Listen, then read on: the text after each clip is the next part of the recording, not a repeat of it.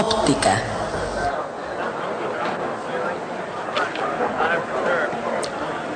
Entre los problemas tradicionales de la física, hay uno que ahora parece que entendemos bastante bien: la propagación de la luz a través del espacio vacío.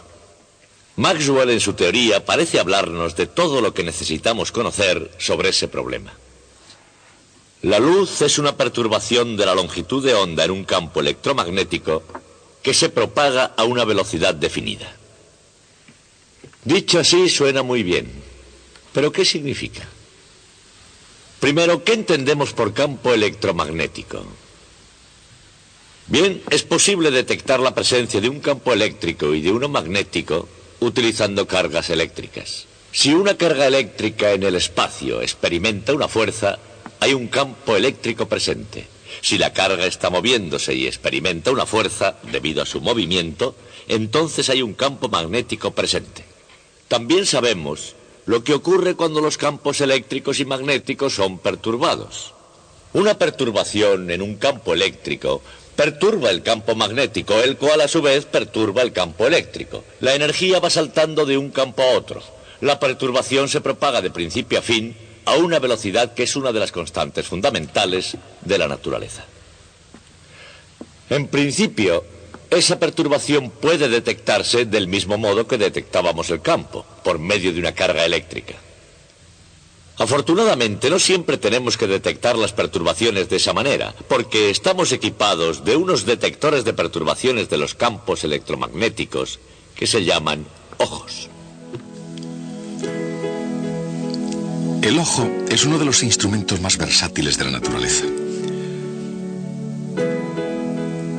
Y desde el primero que fue capaz de ver en adelante, la raza humana ha tratado de ampliar su experiencia visual más allá de su nariz colectiva para proyectar la mirada hacia las maravillas del mundo, grandes y pequeñas, próximas y distantes.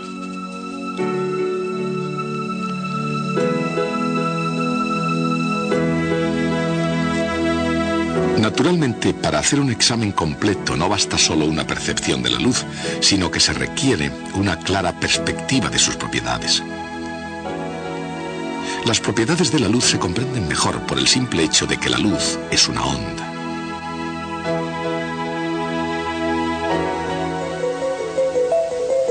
Esto quiere decir que la luz debe tener propiedades comunes a todas las ondas. Por ejemplo, las ondas pueden extenderse uniformemente hacia afuera a partir de una simple perturbación puntual. Pero las ondas debidas a un conjunto de fuentes cuidadosamente coordinadas pueden sumarse hasta formar frentes de ondas planas llamadas ondas planas. Se puede hacer que las ondas planas a su vez se propaguen de nuevo en todas direcciones, porque las ondas se curvan alrededor de las esquinas. Y cuando los frentes de ondas se encuentran entre sí, pueden interferir formando ondas más fuertes o más débiles. Ciertamente las ondas del agua hacen todo esto, pero ¿es posible que las ondas de la luz lo hagan también? Ver la conexión entre el agua y la luz puede presentar más dificultad que ver las letras en la pared. Por ejemplo, nadie intentó con más empeño que Galileo ampliar la visión convencional. Pero como él mismo pudo comprobar, no todo el mundo ve las cosas del mismo modo, ni acepta a la primera vista lo que es nuevo. Pero hasta 1610, al menos hasta cierto punto, tenía una poderosa herramienta en que apoyar sus razonamientos. Aunque en contra de la opinión popular, Galileo no inventó el primer telescopio práctico. Hizo un uso intensivo de él. Y al final del siglo XVI, su telescopio de refracción simple disparó la astronomía hacia el futuro.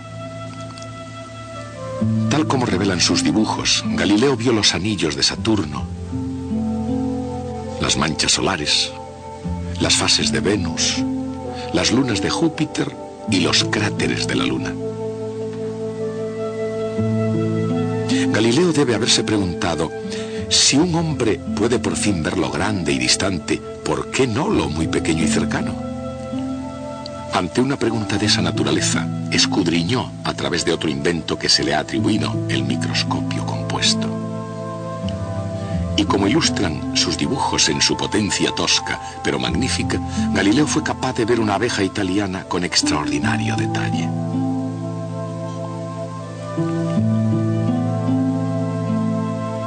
Tal y como había hecho en la ciencia de la astronomía, también llevó a cabo un enorme avance en el campo de la óptica.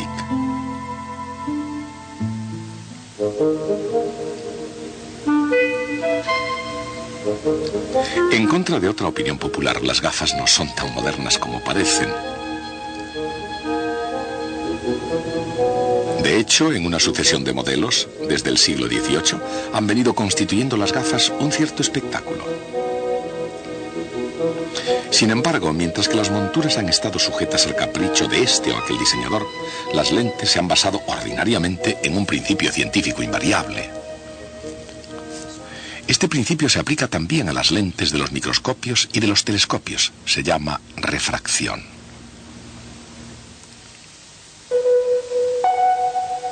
La refracción ocurre cuando la luz penetra en un medio como el cristal y se desvía. Haciendo uso de este fenómeno, los fabricantes de gafas, microscopios y telescopios pueden tallar lentes curvas que concentren la luz en un punto.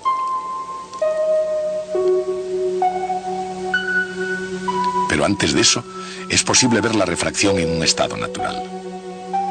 He aquí un claro ejemplo. Un prisma de vidrio no solo desvía o refracta un rayo de luz, también revela que la simple luz blanca está compuesta por todos los colores del arco iris. Este proceso se llama dispersión. Fue observado muy claramente por Isaac Newton, que investigó tanto la refracción como la dispersión. Según Newton, la luz estaba constituida por partículas que, obedeciendo la ley de inercia, viajaban a través del espacio vacío en línea recta. Para Newton, la refracción o desviación de la luz por materia podía explicarse por la atracción gravitatoria entre luz y materia. Sin embargo, aproximadamente al mismo tiempo y en relación con el mismo asunto, surgió en Holanda un punto de vista opuesto.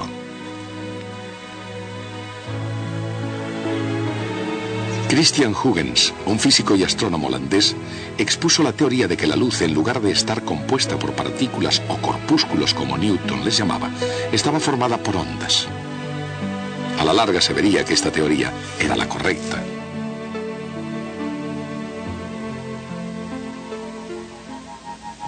Una onda es una perturbación que se propaga desde un lugar a otro. E independientemente de que se trate de ondas electromagnéticas, ondas del agua o cualquier otra clase de ondas, todas ellas tienen ciertas propiedades en común. Por ejemplo, la frecuencia de una onda multiplicada por su longitud de onda es igual a su velocidad. Las ondas mecánicas pueden ser longitudinales o transversales.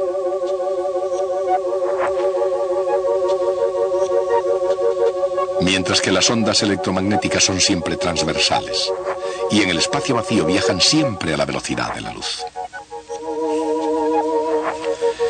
Pero aunque tengan siempre la misma velocidad, pueden tener frecuencias y longitudes de onda muy diferentes.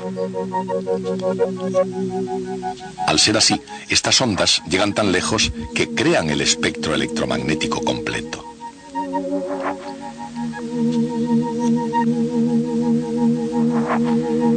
De hecho, cuando las ondas electromagnéticas tienen una longitud de onda en el estrecho intervalo de 400 a 700 nanómetros, constituyen la luz visible. Es el espectro desde el rojo al violeta. Ondas de longitudes de onda incluso más cortas, llamadas luz ultravioleta, son irradiadas por el Sol. Aunque esas radiaciones invisibles sean peligrosas para los seres vivientes, son absorbidas y convertidas en inofensivas por el ozono de la atmósfera de la Tierra. Más cortos son aún los rayos X, cuyas longitudes de onda son del tamaño de los átomos. Finalmente, los rayos gamma, con las longitudes de onda más cortas de todas. Tan pequeñas como los propios núcleos atómicos. Se crean en las reacciones nucleares.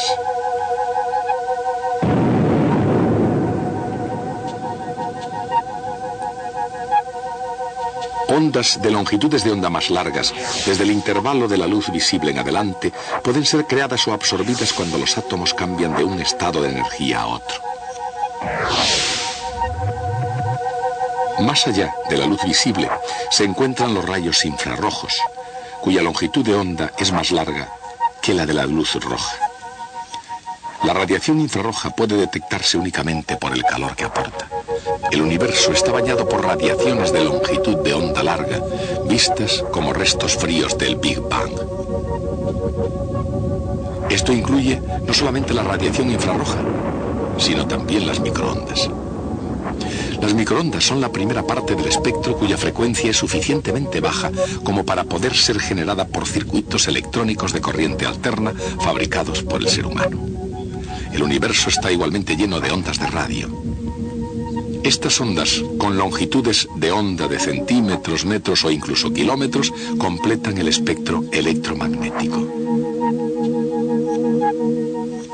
Naturalmente, el gran Michael Faraday no vivió para ver el espectro electromagnético.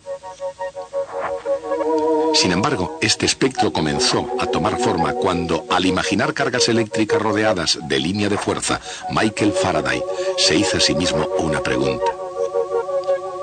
¿Qué ocurre cuando esas líneas entran en vibración?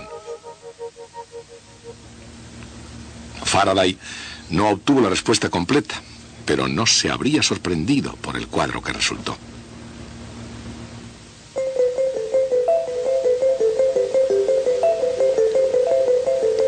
Una carga eléctrica que oscila crea ondas que se propagan a lo largo de las líneas de fuerza a la velocidad de la luz.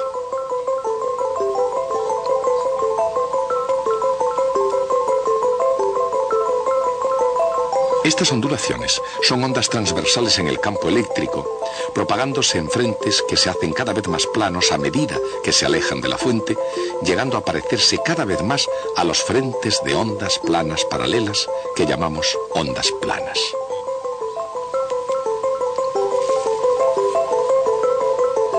Cuando los frentes de ondas pasan por cada punto del espacio, el vector campo eléctrico oscila arriba y abajo, marcando el paso de picos y valles de la onda que se propaga.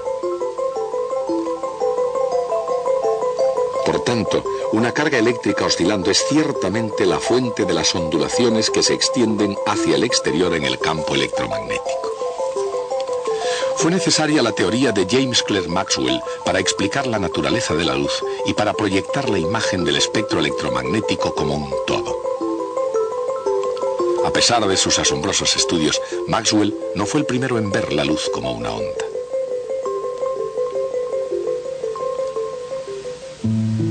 Ya hacia 1670, Christian Huygens formuló un principio sobre las ondas luminosas, estableciendo que cada punto del frente de una onda es una fuente de nuevas ondas.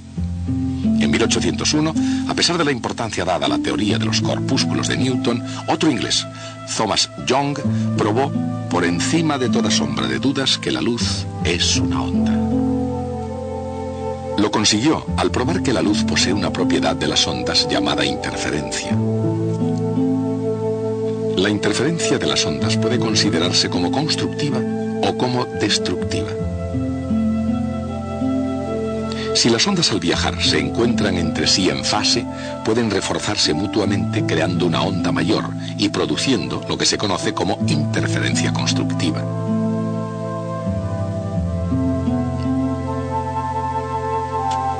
Pero cuando están desfasadas, pueden destruirse completamente la una a la otra. En otras palabras, es la interferencia destructiva.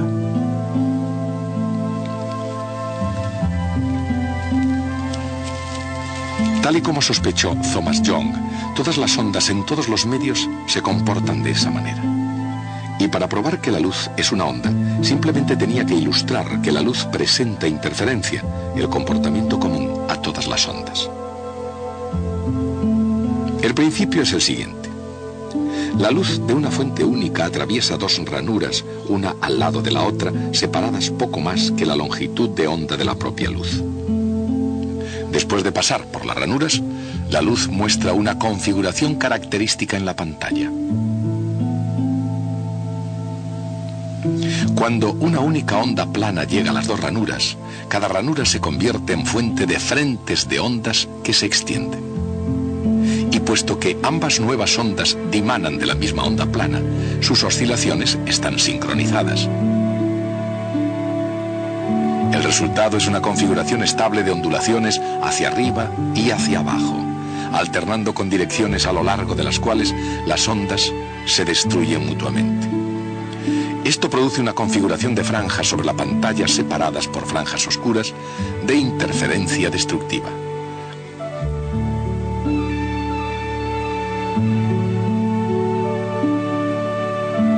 Y así fue, una serie de franjas alternadas para probar que la luz es una onda. Fue una demostración concluyente y desde entonces los físicos han tenido que explicar el comportamiento de la luz en términos de las propiedades de las ondas. Por ejemplo, si las ondas luminosas, como cualquier otra onda, se curvan alrededor de las esquinas, ¿cómo puede ser que la luz proyecte una sombra tan bien definida? La respuesta se encuentra en las magnitudes relativas de la longitud de onda de la luz y el tamaño de la abertura que atraviesa. Cuanto más corta es la longitud de onda, menos se propaga la onda completamente en todas las direcciones. Incluso cuando la longitud de onda y el ancho de la ranura son iguales, se puede ver el comienzo de una sombra. La sombra se debe realmente a la interferencia destructiva de la luz que proviene de diferentes partes de la abertura. El resultado de esto es que cuanto más corta es la longitud de onda, la luz emerge en una forma más parecida a un rayo bien definido. La longitud de onda de la luz, cientos de nanómetros, es tan pequeña comparada con los tamaños de los objetos normales que se pueden producir sombras ciertamente muy definidas. Esta explicación no arroja demasiada luz a una cuestión más importante incluso. Puesto que todo lo que vemos es el resultado del encuentro de la luz con la materia, la pregunta es, ¿cuál es la naturaleza de ese encuentro? Y la respuesta es que ya que toda la materia es eléctrica en su naturaleza, todo se reduce a ondas luminosas y cargas eléctricas. Por ejemplo, cuando una onda luminosa se encuentra con una carga eléctrica, el campo eléctrico oscilante hace que la carga oscile y se cree una nueva onda. Obsérvese la sombra que se forma detrás de la carga oscilante.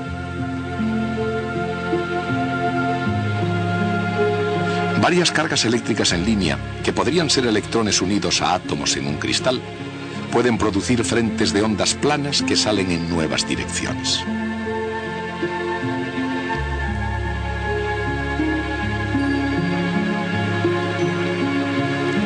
Y si las cargas tienen libertad para moverse con facilidad, como es el caso de los electrones en el interior de un metal, el resultado puede ser impedir que la onda penetre en absoluto. En vez de esto, la onda se refleja completamente. Esta es la reflexión en un espejo en el que el ángulo de incidencia es igual al ángulo de reflexión. Eso es verdad independientemente de la dirección en que llegue el rayo.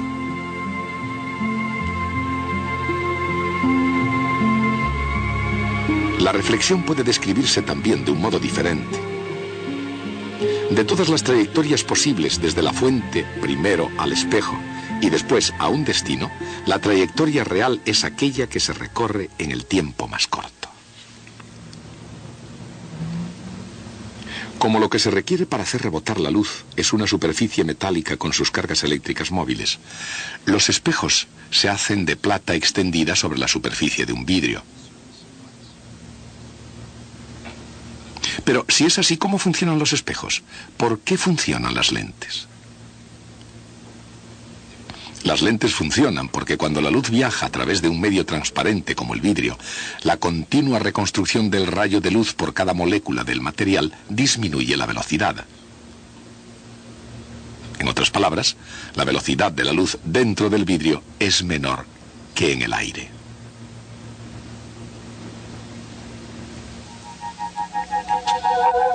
Cuando un rayo de luz incidiendo según un cierto ángulo se encuentra con un trozo de vidrio, un lado disminuye su velocidad antes que el otro, forzando al frente de onda a cambiar su dirección. Ese cambio de dirección de la luz, ya sea en un vidrio, en el agua o en cualquier otro material transparente, recibe el nombre de refracción. La luz se refracta hacia una dirección más próxima a la perpendicular a la superficie de separación entre los dos medios, siempre que entre en un medio que le haga disminuir su velocidad. Esto ocurre independientemente de la dirección de incidencia.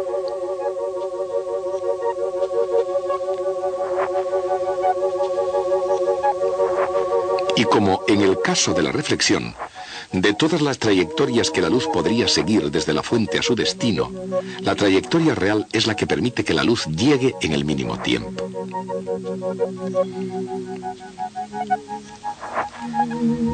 Tanto en la reflexión como en la refracción, el principio del mínimo tiempo elige la única dirección a lo largo de la cual los frentes de ondas se reconstruyen por medio de la interferencia constructiva.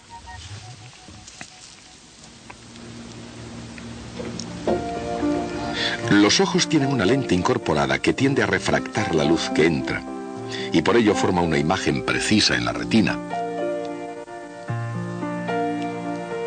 Si las lentes de los ojos no refractan adecuadamente, las lentes artificiales pueden ayudar desviando la luz a concentrar las imágenes en beneficio de la naturaleza.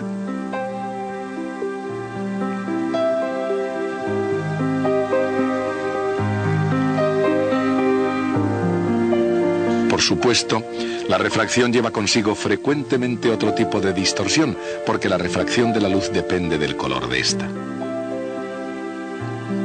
Luz de diferentes colores mezclados inicialmente, formando luz blanca, se desparrama en un arco iris de colores mediante este prisma. Ese es el fenómeno de la dispersión. Esa es la razón por la que, a pesar de que su potencia fuera digna de mención entonces, el telescopio de Galileo, un telescopio de refracción, era en realidad bastante limitado. Pero Isaac Newton se dio cuenta que un prisma y una lente afectan a la luz de la misma manera, lo que significa que el telescopio de refracción seguiría teniendo limitaciones. Y esa es la razón por la que inventó el telescopio de reflexión. En un telescopio de reflexión, un rayo de luz se refleja en una superficie parabólica hacia un único punto, el foco de la parábola, sin dispersión, independientemente del color. Y esa es la razón por la que, desde que Isaac Newton lo inventó, el telescopio de reflexión ha sido la herramienta más utilizada por los astrónomos ópticos. Por supuesto, la luz no es la única onda de los cielos, ni la única clase de onda que llega a un espejo y se refleja. Igual que se reflejan las ondas luminosas, se reflejan las ondas de la radio. Y esa es la razón por la que el principio del radar es el mismo que el principio del telescopio. El reflector de una antena de radar tiene la misma forma parabólica que el espejo de un telescopio. Así, tanto si se trata del indispensable radar del guardacostas como del último modelo de un telescopio óptico de 10 metros, el objetivo es detectar la radiación electromagnética siguiendo las mismas leyes y reflejando desde superficies metálicas similares.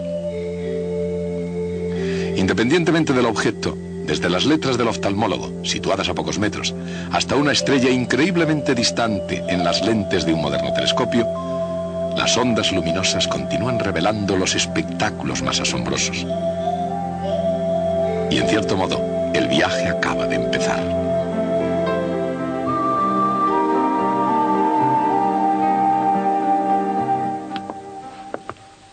Una vez comprendido que la luz es una onda, muchas de sus propiedades peculiares se hacen comprensibles porque son precisamente propiedades de las ondas. Pero en el caso de la luz, ¿qué es lo que la trae desde el Sol a través del espacio vacío hasta la Tierra? ¿Qué es lo que oscila? No encontrando una respuesta obvia a esta pregunta, en el siglo XIX al menos le dieron un nombre. Fue llamado éter luminífero, y era lo que oscilaba cuando la luz pasaba a través de él. Era el medio que transmite la luz, igual que el aire es el medio que transmite el sonido. A lo largo del siglo XIX se realizaron varios experimentos ingeniosos intentando detectar el movimiento de la Tierra con respecto a ese éter luminífero. Por una razón u otra, todos esos experimentos fallaron. En la década de 1880, Albert Michelson ideó un experimento de exquisita sensibilidad, que utilizaba la interferencia de las ondas luminosas como instrumento de medida para detectar el movimiento de la Tierra a través del éter. La historia de ese experimento, sus repercusiones y consecuencias, será el tema del que hablaremos cuando nos veamos el próximo día.